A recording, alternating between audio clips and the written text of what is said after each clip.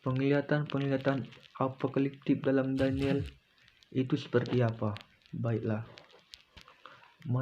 terima kasih kepada saudari yang membuat pertanyaan. Baiklah, saya akan menjawabnya. Penglihatan-penglihatan apokaliptik dalam Daniel itu seperti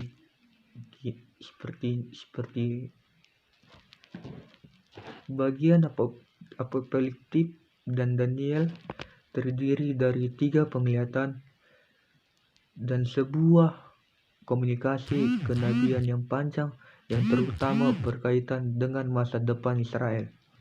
Yang pertama, penglihatan pada pertama Beljar Raja Babel mengenai 4 binatang luas yang besar, mewakili 4 raja dan 4 kerajaan yang akan datang. Dan yang keempat, menelan seluruh bumi, menginjak-injak dan menghancurkan. Raja keempat ini menghasilkan 10 orang raja. Dan kemudian orang ke-11 yang khususnya muncul dalam kerajaan keempat yang menaklukkan 3 dari 10 raja. Berbicara melawan Maha yang tinggi dan orang-orang kudus dari Maha Kuasa tinggi, dan bermaksud mengubah masa depan dan oknum setelah suatu masa dan 1,5 masa. Orang ini dihakimi dan wilayahnya pun diambil daripadanya. Lalu kerajaan ini dan wilayahnya dan kebesarannya dan kerajaan-kerajaan di bawah seluruh langit itu diserahkan kepada orang-orang kudus yang maha tinggi. Yang kedua, penglihatan dalam tahun ketiga Belshazzar mengenai seekor domba jantan dan seekor kambing jantan. Daniel menafsirkan kambing itu sebagai kerajaan Yawan, artinya kerajaan Yunani.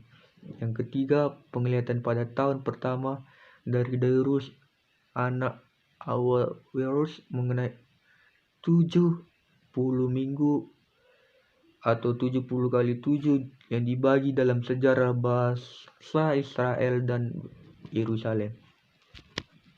Yang keempat, sebuah penglihatan yang panjang dalam tahun ketiga dari Korea, raja dari Persia.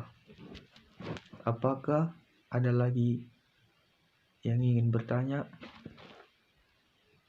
Kalau tidak ada, baik kita tutup. Baiklah, pertanyaan kedua, apakah yang dimaksud dengan kiamat apokaliptik itu? Baiklah, saya akan menjawab. Kata apokaliptik berasal dari kata Yunani atau apokalips yang berarti membukakan, menyingkapkan, menyingkirkan, tutup.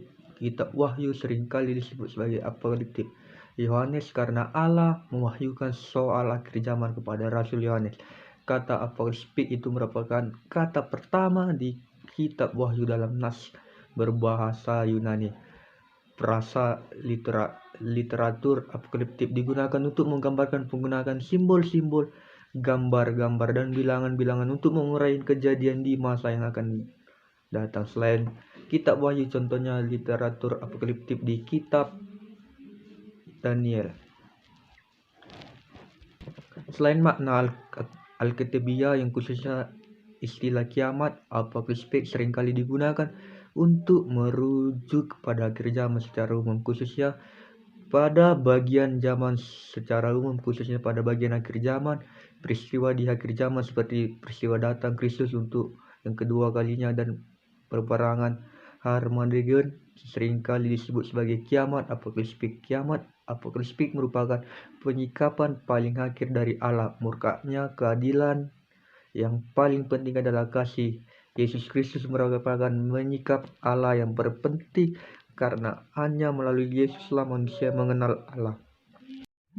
Baiklah, pertanyaan ketiga, mengapa kitab Wahyu ditulis dengan sastra apokaliptik? Kitab Wahyu adalah termasuk kitab yang ditulis dalam gaya sastra apokaliptik sebab ditulis dengan simbol-simbol untuk menyingkapkan suatu rahasia suci. Simbol perlambangan merupakan satu-satunya cara yang digunakan dalam bahasa manusia sebab tidak ada kata dalam bahasa manusia yang mampu untuk dapat mengungkapkan apa yang sebenarnya dilihat Rasul Yohanes.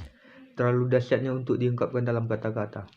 Baiklah, pertanyaan keempat, pengertian pemahaman tentang apokaliptik, eskatologi, apokaliptik. Ya, di sini saya akan menjelaskan pengertian atau pemahaman. Apokaliptik satu jenis sastra yang miskin, mencakup pokok yang luas mempunyai kebutuhan untuk memberikan gambaran yang sampai sekecil-kecilnya mengenai wawasan surgawi, mengenai sejarah Yahudi, serta nasib dunia dan setiap orang yang tinggal di dalamnya, dan menegaskan bahwa semua itu telah disikapkan sebagai penyataan yang diterima langsung dari Allah melalui mimpi atau penglihatan atau melalui malaikat-malaikat yang diutus. Yang kedua, apokaliptik suatu wawasan keagamaan tertentu, suatu kelompok gagasan yang diperlihatkan di dalam apokaliptik atau sastra lain yang berkaitan suatu wawasan yang lebih luas pada wawasan eskatologi, tetapi dicirikan oleh perundungan-perundungan yang khas mengenai hal-hal terakhir dan penghakiman yang segera datang, dan juga lebih luas dari kitab-kitab yang dinamakan apokaliptik yang dapat ditemukan dalam tulisan lain dalam jenis berkaitan. Yang ketiga, eskatologi apokaliptik mengungkapkan kepercayaan mengenai hal-hal yang terakhir yang ditemukan dalam tulisan yang mengetahui wawasan apokaliptik. Baiklah, pertanyaan kelima, ciri-ciri teologi atau sastra apokaliptik. Yang pertama, penglihatan atau mimpi simbolis. Yang kedua, epiphany. Yang ketiga, midrash wahyu. Keempat, kesatuan zaman. Yang kelima, triumfalistik kaum minoritas. Terima kasih.